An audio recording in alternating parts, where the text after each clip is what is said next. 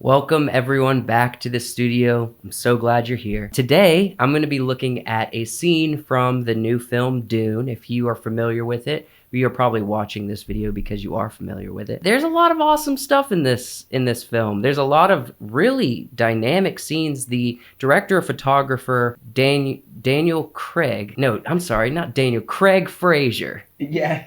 Daniel Craig is Daniel James Craig Bond. is an actor. He's James Bond.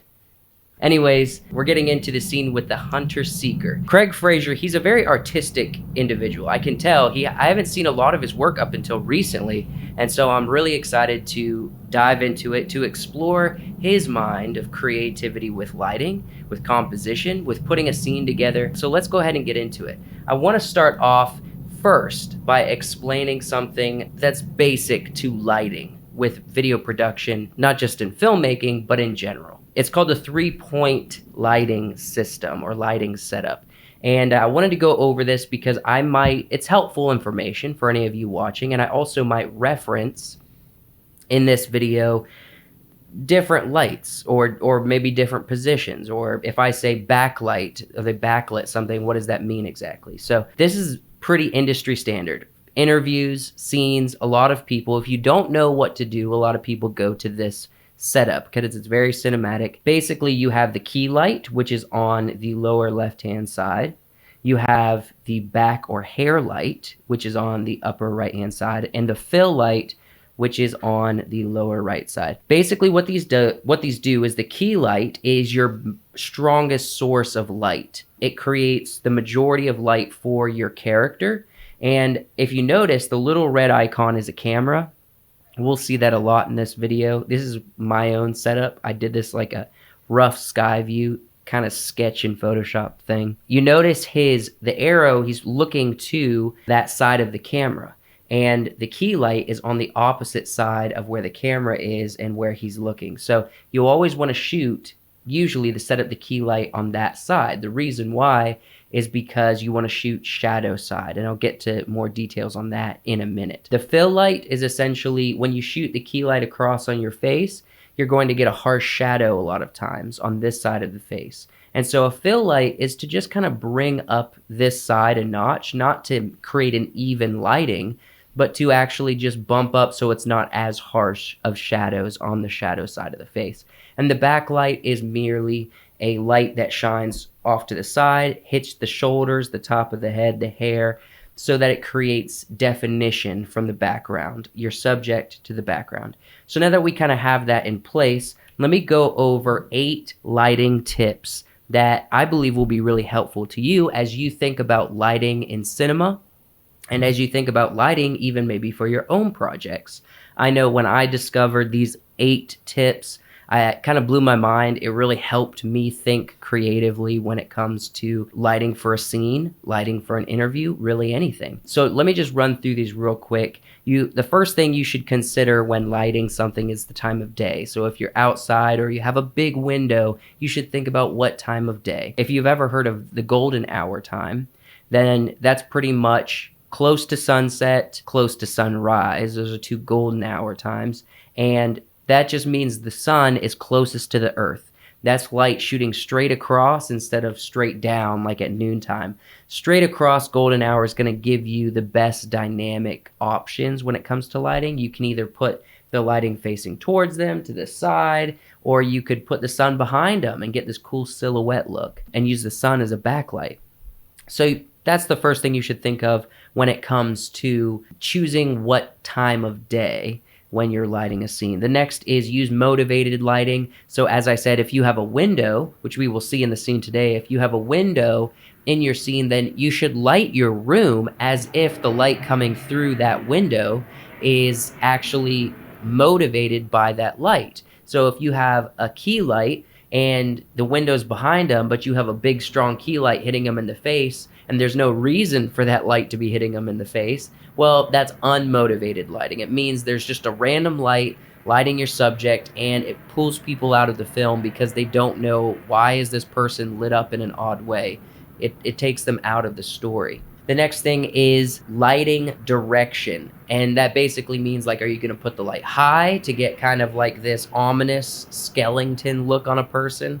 Or are you gonna lower it to make it more even, straight on, or are you gonna shoot it up to make them look like a kind of authority, I don't know, telling a ghost story kind of look, you know? So think about the direction of your light. And sometimes people like to put the key light, you know, close to behind them so that it feels like a lot of light's hitting them on the side of the head as opposed to on the face. The next thing is background light. You want to make sure your background is dynamic. I know I recently just came off a Harry Potter campaign of videos for this show. I talked some about that. I know they use a lot, and I mean a lot, of flames as light for their background. Now, it's not that they're not using lights to light their background, it's just they're using flames as the motivation for where their light's coming from.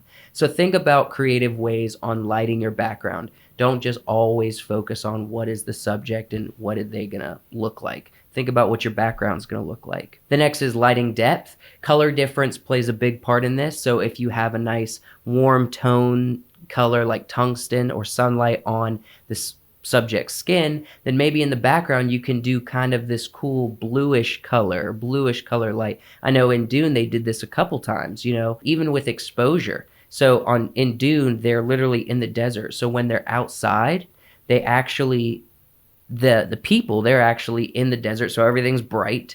So the whole desert is orange and bright, and they are more dark and they're not silhouetted, but they stand out because there's a color difference. There is a lighting depth to their image.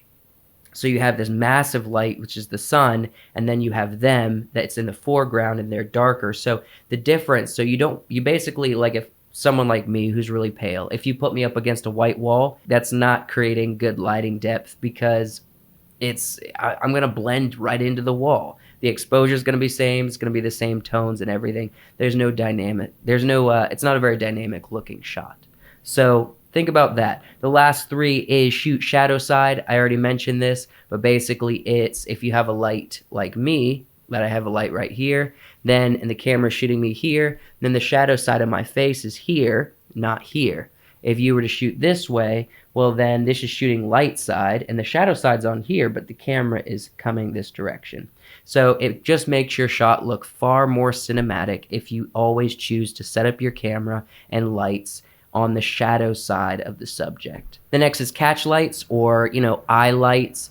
That's basically something that signifies the person is alive. If you take those away or you light something without catch lights, the audience kind of has been trained throughout years of watching films that that person kind of looks dead, So think about the little glimmer of light that you get in your eyes, and you get that by either shining a spotted light at them or even one of these, a softbox light. If you have a light that's close to their eye line, then you're going to get catch lights pretty naturally. But watch out, because you can accidentally not get any if you're shooting outside. And then the last thing is texture, and I want to kind of go into analyzing the scene now with the idea of texture in mind, because texture, they did something in this scene with like this light bush tree that I've never seen done in a film before to this way. And so this light is literally creating texture. A lot of people use smoke in their lighting to amplify like a nice sunbeam coming through a window. This did it differently. I haven't ever seen anything like this. So let's go ahead and jump into it. I'll show you as we go through. So the first thing that happens really in the build of intensity is that the hunter-seeker has a burn-through hole that he enters the room with Paul Atreides in. And it's this really ominous movement of this little bug creature, and it's very fascinating. It builds intensity very quickly, because especially for me who hadn't ever seen or read any of the books or the old movies, I didn't know what a hunter seeker was. So all of a sudden this freaking pointy nosed animatronic creature comes out of the wall, and it's very, I guess, it feels dangerous. And so it was a cool build right off the bat, pretty much as soon as the Atreides family gets on Arrakis. Notice the lighting in this shot. This is pretty much backlit. They might have used a fill light so it's not too silhouetted, but since this is animated, the hunter seeker itself on the wall that they shot this with, it's backlit. So the light is actually coming from behind. They're not just shooting something straight at the wall, because you can see those little shadows and those scales on the wall. So they chose to backlight it and shoot shadow side, which basically, like I said, is much more cinematic. This is what I talked about texture. This is literally using texture in light. And notice the sunlight that is hitting him on the face and the light coming off of this tree is a different color tone than what's hitting the wall in the background. The background has an orangish color from like the sunlight, and then the light on him is this very white angelic color. And so that's color difference. That's adding depth to your image using color difference. The texture of the tree is literal texture. It's not just like smoke, or it's not just, you know, the wall in the background can kind of be considered texture in some way because it has a nice rough look to it. But the light that in this that he steps into is literal texture. And then the other example before we start analyzing scene by scene or frame by frame, shot by shot, is the catch lights. A good close-up shot. He's hiding in that light, and you see two beautiful catch lights in his eyes. You see those? That's what I'm talking about when I'm saying catch lights. So let's go ahead and open up. So we have the hunter-seeker enters the room, and Paul Atreides knows it's there. He spots it, and he freezes, and he moves his eyes slowly as he follows the hunter work its way across the room, and we have a beautiful rack focus to show the hunter-seeker crossing his path. This is pretty interesting because they're establishing where they are in the room, and they're also in this shot setting up the 180-degree rule, their confrontation with each other in this shot that racks focus. So I did a little sky view shot. Again, these are rough sketches on Photoshop.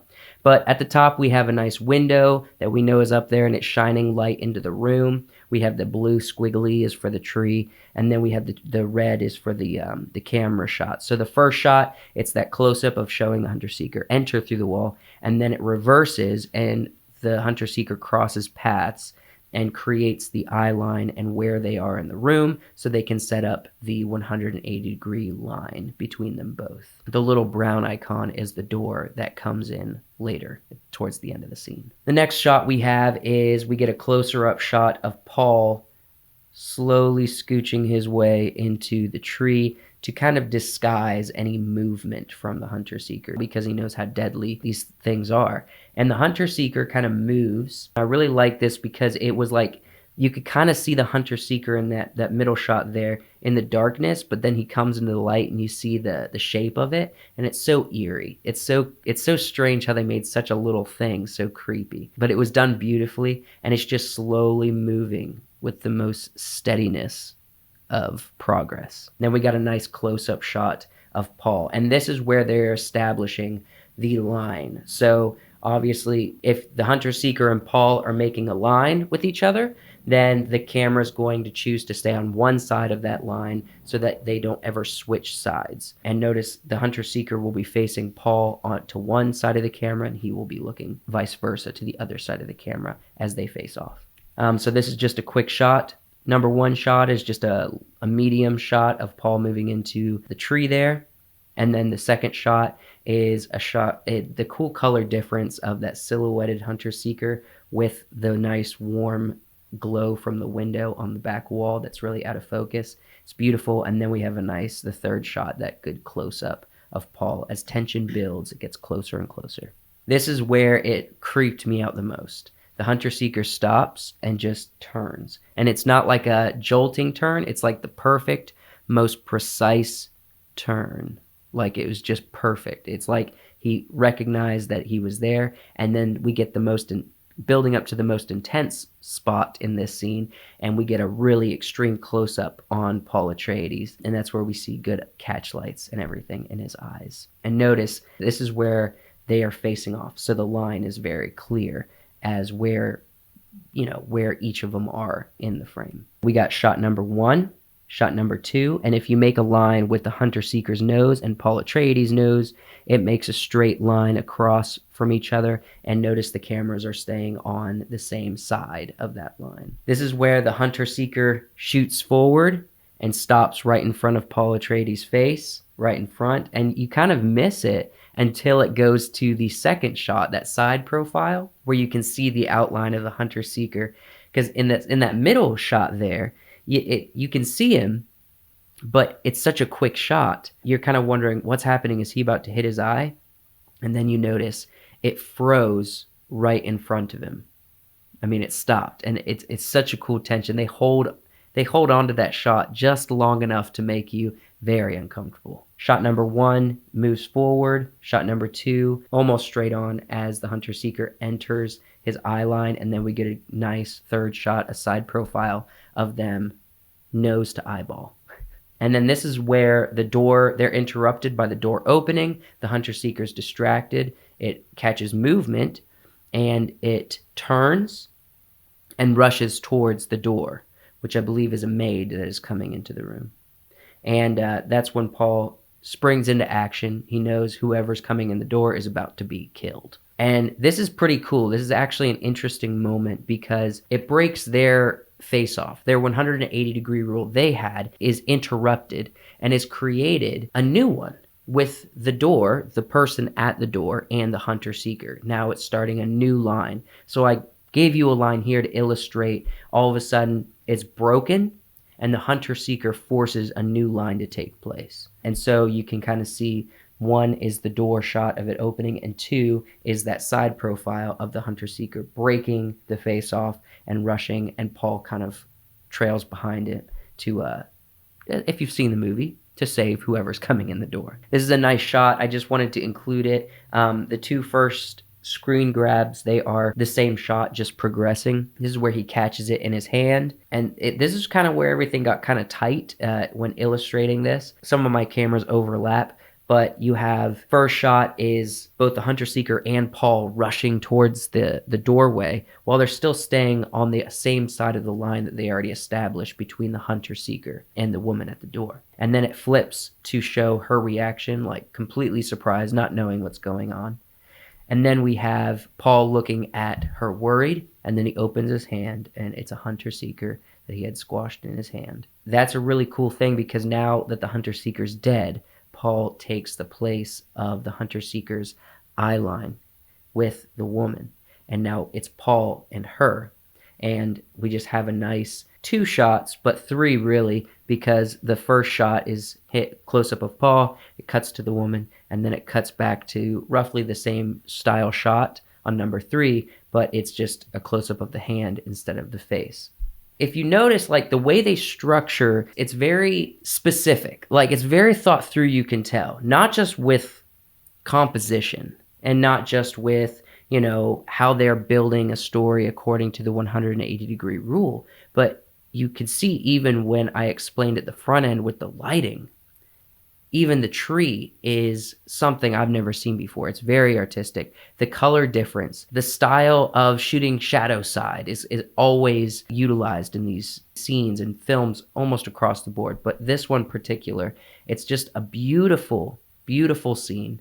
It's composed perfectly. It makes sense visually. It's not distracting. It's presented in such a fantastic way with that light that just is in the center of the whole scene. And it's kind of cool how they set up the hunter-seeker and Paul are the main focus of the scene, but you do kind of get distracted by the art of that little light tree. And that's just because they are intentional with pushing the limits of filmmaking and artistic expression. And it's just a fun scene to view in detail and then to share with you, even for me to create these little slides just to really think through all the details of the scene. So I hope you enjoyed it. I hope you had a good time walking through it with me. If you're wondering why I use screenshots the whole time, it is because YouTube does not allow and does not currently have any scenes really from Dune at any length, and that's because I don't think YouTube is allowing that to happen right now. But maybe over the years or so, we'll get a few scenes available on YouTube, and we could actually watch through some of the stuff. So all I could do for you today was screen grabs. I hope you enjoyed it. If you have, I would greatly appreciate it if you would subscribe to the channel, and if you would leave a comment and let me know what you thought of the hunter-seeker scene in Dune, and also just maybe what was one of your favorite scenes from the film as a whole. I thoroughly enjoyed the film, so I really appreciate you watching. I love you.